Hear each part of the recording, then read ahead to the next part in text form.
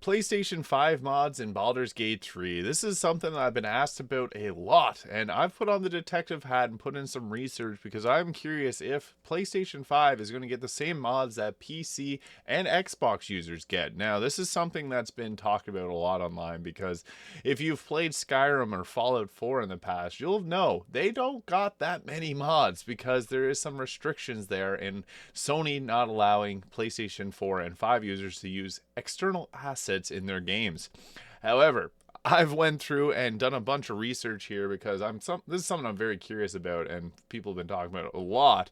But I do got an answer here, and I think there's some really good news coming for PlayStation 5 users, as there's a bit of a precedent that has been set already in the past. So when we look at all the mods here on Mod.io, so this is where the mods are hosted at. There's two big things here. So first, I guess a big point is Arc Ascended on PlayStation 5 actually has external assets in their mods. So this is something that's actually quite massive because the ability to have external assets in mods is not something that people have been talking about much because this isn't as popular of a game as like Skyrim or Fallout 4, which are Bethesda Microsoft-owned games. So obviously there's a bit of a conflict of interest there, which makes it so that things are a little bit more difficult when it comes to the modding. But here we got ourselves a bunch of different mods in Arc Ascended, which is a game on PlayStation, and it has external assets. So this is actually a really big sign because previously people have been saying, no, there's no external mods. They don't happen on PlayStation, but we do have a bit of a precedent here. This has happened before. So that's one big good point here that I think is actually going to allow a lot of things to come to PlayStation. But another, if we look at Mod.io here, this is what you could see obviously in game. Very similar amount of mods here. So one big thing is you can see there's a filter for PlayStation 5 and Xbox Series X and S. If we click this, we got ourselves 69 mods available for PlayStation or for the Xbox. And if we go ahead and click on PlayStation 5, we have 69 mods. Nice. For PlayStation 5.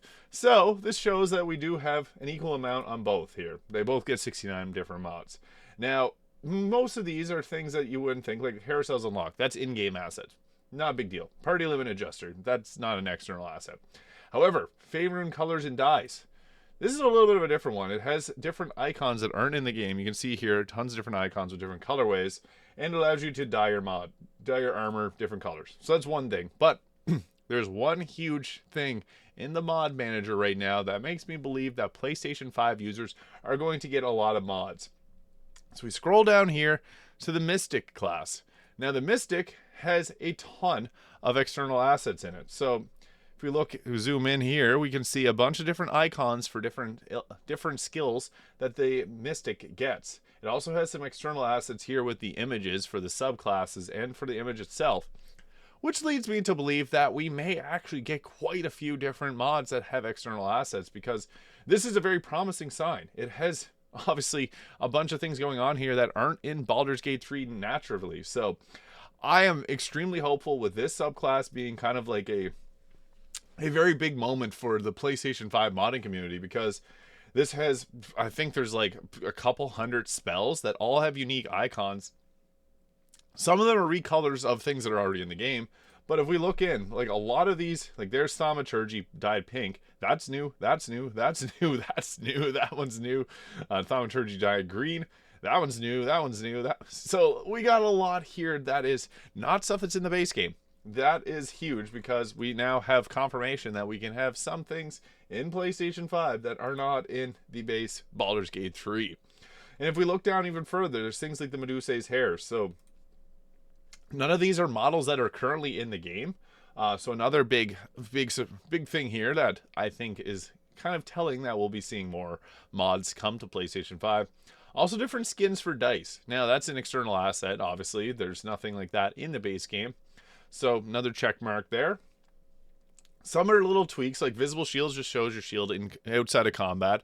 I don't think that that's enough to prove that Baldur's Gate 3 is getting extra mods for PlayStation, but we do have more skins there. And there's a few other things, like the new loading screens. This gives 80 new loading screens. It is official artwork from Baldur's Gate 3, but these aren't in the game. So that's another thing. That's not an asset that's currently in the game.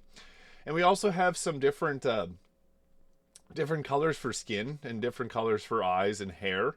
We also have classes like the Celestial Warlock, so subclasses that are confirmed for PlayStation 5, and this has unique assets for some of the spells as well as for the icon of the class itself. But we also have a hair mod, if I can find it, case. These are all assets that are not in Baldur's Gate 3 currently. So Kay's hair mod, this is not something that we natively have in the game, and it's confirmed for PlayStation 5. So that's actually quite huge. And if we go through the list, there's even more that have that are not currently in the game, like P4 Eyes.